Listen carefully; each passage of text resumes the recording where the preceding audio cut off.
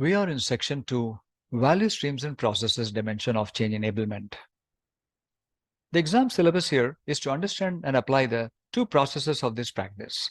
Particularly, we will be looking at the inputs and outputs of these two processes and the key activities of the processes in detail, and also understanding how to integrate the practice into the organization's value streams. There are two processes in this practice. One, change enablement planning and optimization. Two, change lifecycle management. The first one, that is change enablement planning and optimization, is focused on the planning and continual improvement of the change enablement practice, change models, standard change procedures. This process is triggered first when the practice is introduced or formalized, and then by change reviews highlighting inefficiencies and other improvement opportunities. It can also be performed regularly depending on the effectiveness of the existing models and procedures. Also, it is important to remember that this practice should be under constant strategic review, as it has high potential to enable or hinder continual improvement of all practices and all value streams in the organization. The other one is the change lifecycle management process, which facilitates the change itself, meaning the process of going through the change request and then manages it through registration, assessment, authorization, execution, and closure. Let us look at the inputs, activities, and outputs of both these processes, and also the details of all the activities for both processes. We are now in the table of inputs, activities, and outputs of the change enablement planning and optimization process. There are several inputs here, such as existing change records, existing change models and standard change procedures, the organization's policies and regulatory requirements, configuration information about the services, and also for the services, all services, that is the IT asset information, the service catalog, the SLAs with consumers and suppliers and partners, organization's financial guidelines and constraints, risk information about the organization and the services, capacity and performance information for the services, and continuity policies and plans for the services. Because this is a change enablement planning and optimization process, the key outputs would be the defined roles and responsibilities for this practice.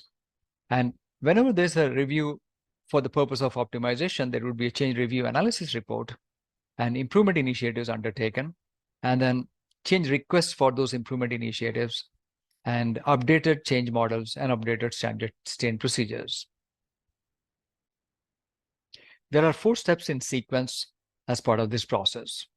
This process begins with the first activity, change enablement initiation, followed by change review analysis. This is also known as change review and planning, and followed by change model improvement initiation and change model update communication. And we can see this in this picture.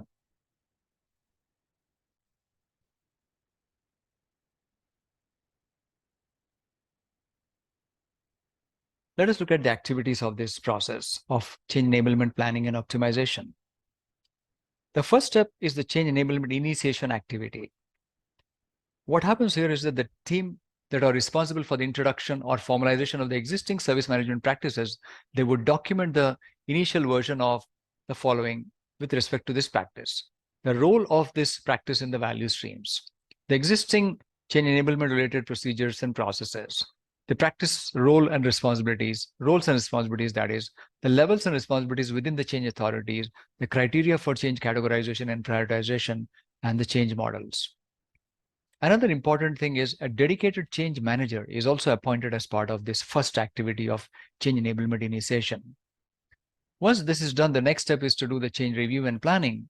This is a periodic wherein the change manager, together with service owners and other relevant stakeholders, performs a review of the available or existing change enablement processes, procedures, and models. And if applicable, they will also review change reports and especially outstanding changes over the period of the review. They then identify opportunities for change model and standard change procedures optimizations, including standardization of new change types. Then we have the change model and procedure improvement initiation. So based on the review and planning, the actual improvement is undertaken, which means the change manager or change coordinator registers improvement initiatives to be processed with the involvement of the continual improvement practice, or initiates a change request if the change models and procedures are included in the scope of the change enablement practice. Once the improvement has been undertaken, then the change model and procedure update is communicated. which means if the change model is successfully updated, it is communicated to the relevant stakeholders together with the updated procedures and other relevant documentation. This is usually done by the change manager or the service or resource owner. We are now looking at the change lifecycle management process, wherein the change is first registered. I'm showing the activities column here. After the change registration, it is assessed, then authorized, then planned. Then there is realization of the change, that is known as realization control, and then followed by change review and closure as the last activity there. The inputs here are very similar. Most of them are the same as in the other process of change enablement, initiation, and optimization. But you will see that a key input here would be the change requests. So we don't see the change record as an input as we saw in the previous process, but that is replaced here by the change request or a request for change, because this is the lifecycle management process for a request for change.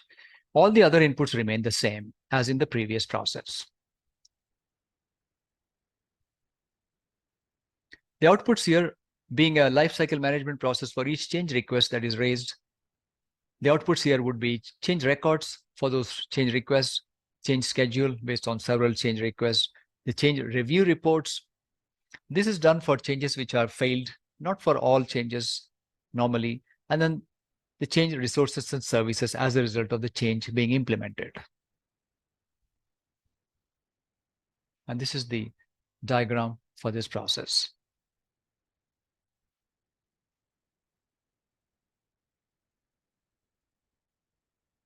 We will go through each of the steps or activities of this change lifecycle management process. The first step is to register the change, which means a change request is received from a change initiator.